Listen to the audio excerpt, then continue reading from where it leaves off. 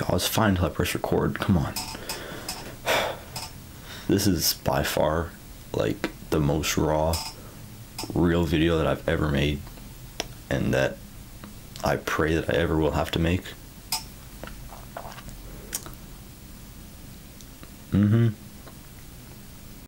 So let me start from the beginning. He had pneumonia, right? Like for a couple weeks he had pneumonia. He had a bad cough. Like he obviously had some fluid in his lungs, and he had issues like that, and he was coughing a lot. But he still managed to take us to New York to visit his parents that are in their 80s in declining health. And he was there just fine. Yeah, I think 2 weeks ago. I don't know if I ever even uploaded the video, but we went to New York. I mentioned it in one of my videos. I said, hey, we're going to New York. That he was sick for that. But he was like, no, it's fine, it's fine. And then I didn't know this, but he talked to my mom about some things that he'd never mentioned or brought up really, such as how much do we owe on the house, and some odd stuff like that. Like I said, I didn't know about that until until like a couple of days ago. But he asked her that, and you know, I don't want to assume that he knew, or that he knew something was off, because I didn't. But then Saturday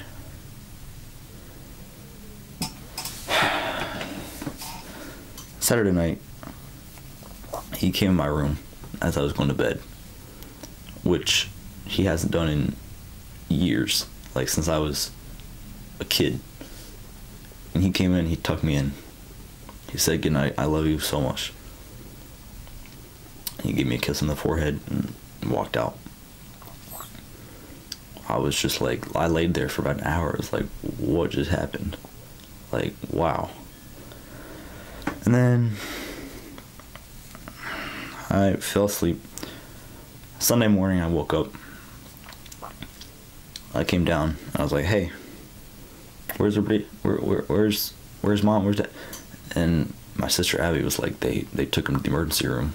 He couldn't breathe. I was just like, oh man.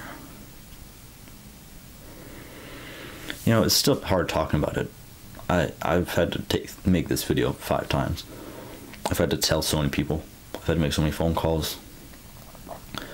I hate telling the story, but I need to explain to you guys what's going on. I've explained to you guys the best times through the worst times, and I owe this to you.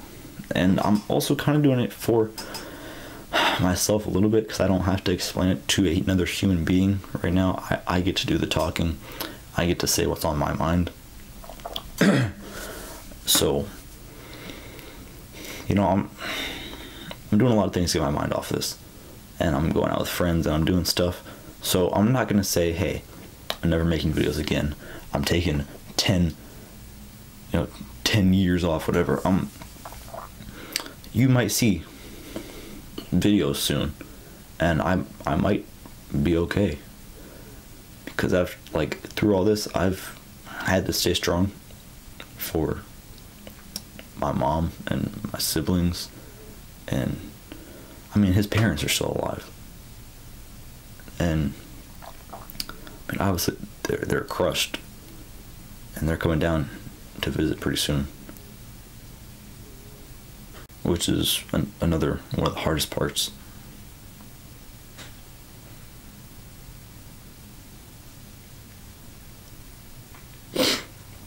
There's so many details and so many things that I'm not gonna be able to remember, but the bottom line is, you know, he was in an ICU, which is the intensive care, just like you're pretty much life-threatening. I didn't think of it that way. I thought there was some emergency that took him in. They had to transport him to a different hospital in the ambulance as soon as they got there, because his breathing and his heart rate was so messed up, which freaked me out from getting that text, hey, they're transporting him. Okay, I was like, oh, something's something's not good. So they took him in. He was there for a while. He had a breathing tube. They were giving him some water. He didn't eat at all for like 3 or 4 days. But I mean, he didn't need to eat. That wasn't the main issue. He had a heart attack in the hospital. We don't know when, but they'd been doing tests and they realized that at some point he had a heart attack. But I was thinking to myself, I've gone in there and I've seen him. He's opened his eyes and he's looked around at me and squeezed my hand. His heart rate is fine. So whatever the heart attack, whenever that happened, like, it was irrelevant because he's fine now. Like, that's what I was thinking. I was like, okay, the heart attack's done. It's over. His heart rate is fine. His blood pressure's okay. Like, it didn't do anything. Well, apparently I'm not a doctor, because they were gonna do a catheterization, I think that's what it's called, where they actually go in and they look at his heart, and if there's anything messed up, they can just do it right then and there. They can put a stent in there to stop whatever's happening.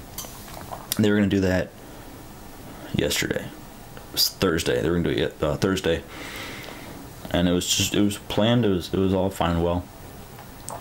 We'd been back and forth. You know, I've been back and forth from school and from the hospital. So to those of you guys that go to school with me, and that's why I've been leaving early the past week or so. But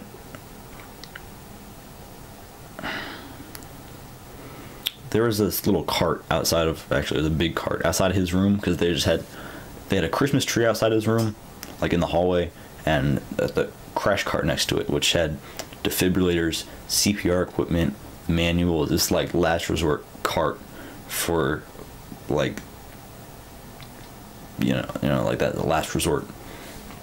My mom got really scared because one night they had to use it on somebody. All the nurses came running by and they took it and they left and they used it on somebody, and that freaked out my mom, because she's like, they actually used this. So come Wednesday,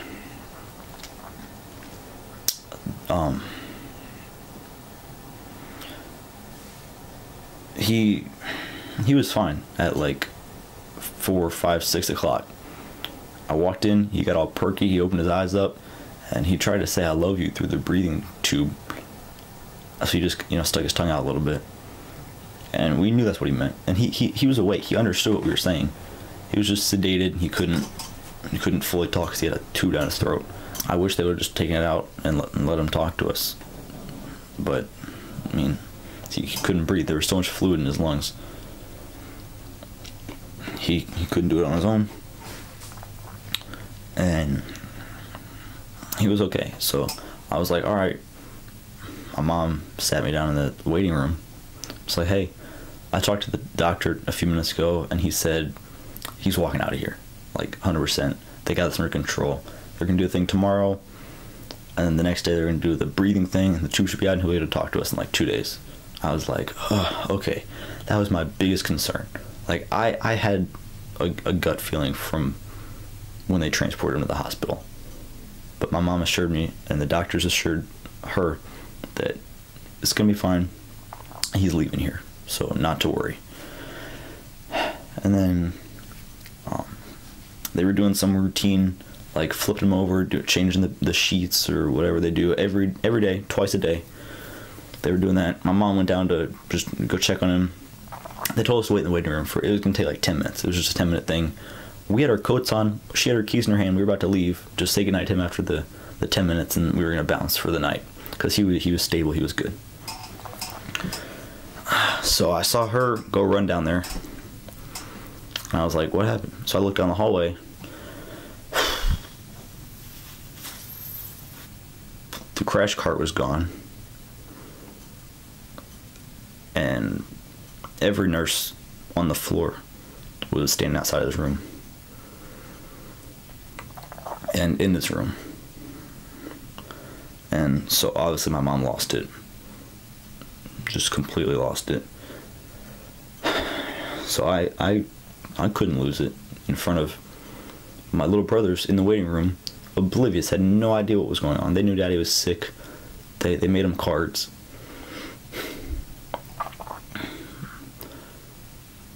I don't know if I'm just handling this well or if I haven't fully processed anything yet, but it's been a couple days and I need to. This video isn't for you, just so you know. Selfishly, this video is kind of for me. But anyway, I was like, hey, maybe something happened. You know, maybe there's a mistake, or maybe the machine isn't reading right. Then I heard them scream, "Start CPR." And yeah, my mom was just done. She came out of the room freaking out. I had to walk her down the hall. I had to try to calm her down. You can't really calm somebody down when that's happening to her husband. But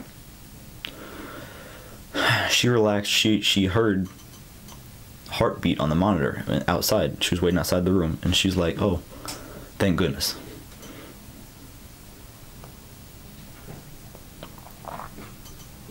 And she even worked a little smile on her face. Like, and Abby came out of the room freaking out too, worried. And my mom was like, "Yeah, they got a heartbeat." We were all giving thumbs up, maybe even a little high five. She was like, "We're gonna be good to go." 2 minutes later, the nurses were still in there. The crash cart was still in there.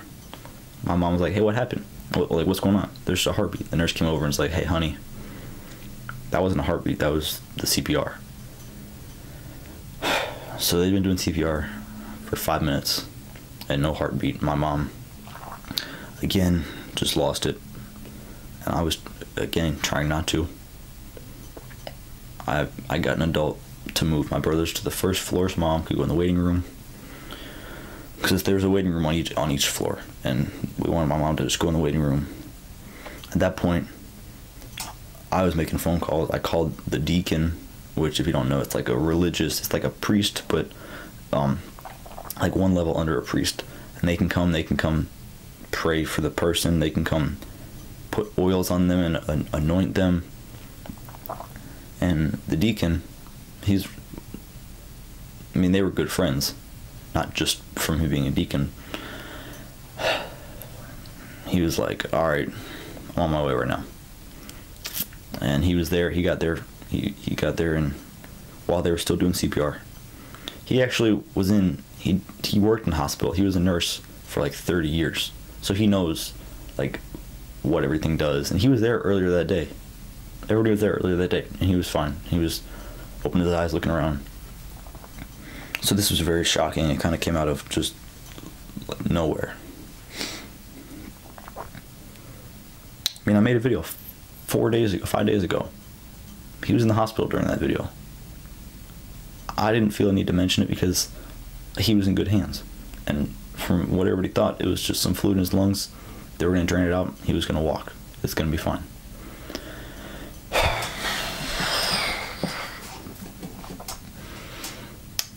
But yeah, things definitely went south that day, and next thing you know, I had to tell 5 people that they've been doing CPR for 10 minutes, which was heartbreaking for me to tell them and for them to actually hear. They all came down here, and I think after 10-15 minutes, I gave up. I think everybody just stopped, and they called it. They didn't let anybody in the room while they were doing it, obviously, because there were so many people. And what really just crushed me is when they told my mom she could come in.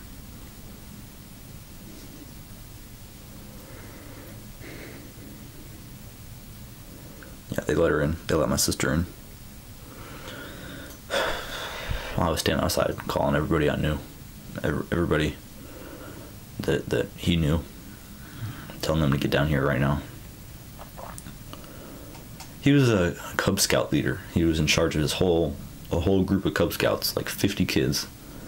And Wednesday nights they have their meetings at like 6:30. Well, they knew that their Cub master was a little sick, so they all made him cards And another one of the leaders, who's also a police officer, he came down in uniform in his truck, got out. It's like, hey man, what's up? I'm just here to see him. We got cars for him. He was so excited to see his friend, and I'm the one that had to tell him right there in the parking lot. Now they're gonna have to tell all those kids, everybody that made a card.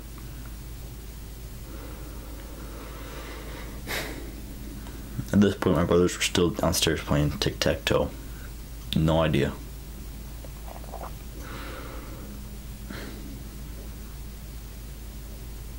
The hardest part was telling them. And we couldn't, me and my mom, we couldn't tell them. Abby, we couldn't tell. So the deacon, he brought all 5 of us in the room, sat us down, and told the boys. And the look on their faces, like that, their innocent childhood is pretty much gone at this point. I mean, Dominic's 7 and Frank's 9. Like, they're babies. And another thing is, they didn't see anything going down. They thought, up until they walked in that room and sat down, and the deacon told them, they thought Daddy was fine, he was going to leave in a couple days. They weren't here for all the drama and the freaking out and the CPR and all that screaming. They weren't here for any of that. They were downstairs. They thought they were going on a little field trip. They didn't know that was going to be the last time they were with their dad.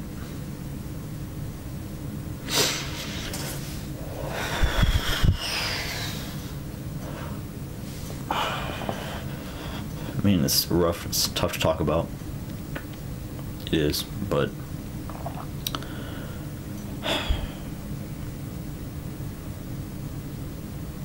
my mom didn't want to walk back in the house when we got home. She didn't want to go in knowing that, you know,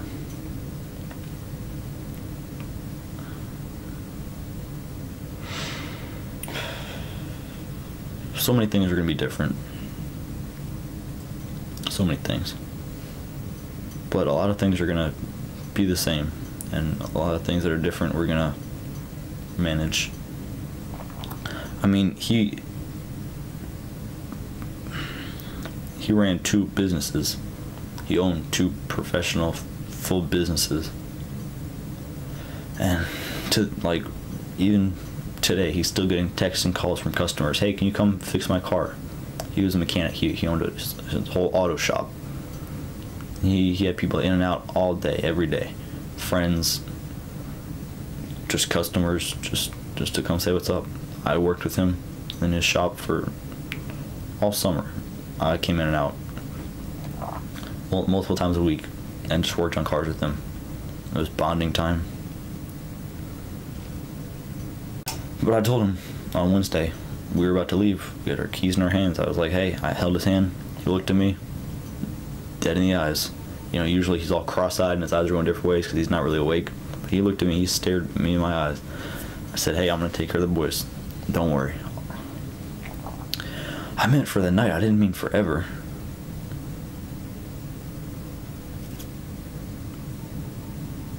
I saw a tear roll down his cheek. He squeezed my hand.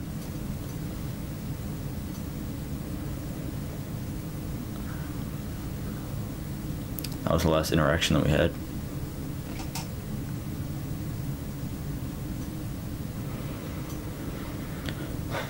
I didn't want to go in and see him afterwards. The deacon said, hey, let's go in and pray with Daddy after the boys knew. I didn't want to see him without all the equipment and all the tubes. I know that might be a little weird, but the tubes and the monitors meant that he was okay and that there was a heart rate. When I walked in, I saw the no data on the monitor screen, and he had all the IVs gone, everything gone. That was hard. Like I said, I went in, but I didn't want to, because that's not what I want to remember him for. I want to remember him as laying there helpless with the breathing tube, not being able to talk to his family. I'll remember the 15 years of him being here, doing everything for me and with me, and all the good memories, and even the bad ones. Even when you get upset at me and we yell at each other. You know, I have a whole notebook full of times that we were fighting.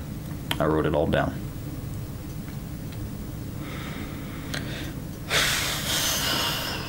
I mean, it's a tough time. We're going through a lot over here. We've had people in and out, back and forth, the past 2 days.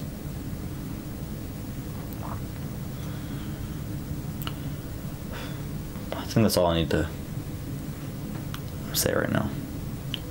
If you guys want to know anything else, you can just message me on my social media, and I'll get back to you.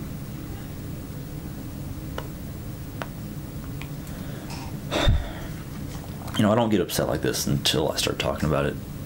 You know, I made a goal that it's gonna be okay. We got this. We have a really good village. So many people. And I've been like,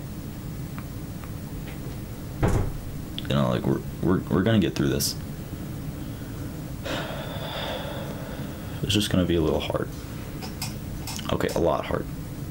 But yeah, I don't get upset until I start talking about it. Like, thinking of it on my own, yeah, it upsets me a little bit, but I don't know. Talking about it's hard. This was hard. Like I said, don't expect me to shut down forever, but maybe just give me some time to process and know that I'm not going to just be back to complete, absolute normal right away. Definitely a mountain we have to climb now. Just the not knowing. Just laying in bed for 12 hours, supposed to be asleep, just wondering, what are we gonna do about this? What about that? What about him? What about the guy that always serves at the restaurant? What are we gonna do when we walk in there without him? What are we gonna say to the guy that plays the guitar at all his parties? Just even the people that, you know, weren't best friends, but that knew him, that maybe didn't even know he was sick at all.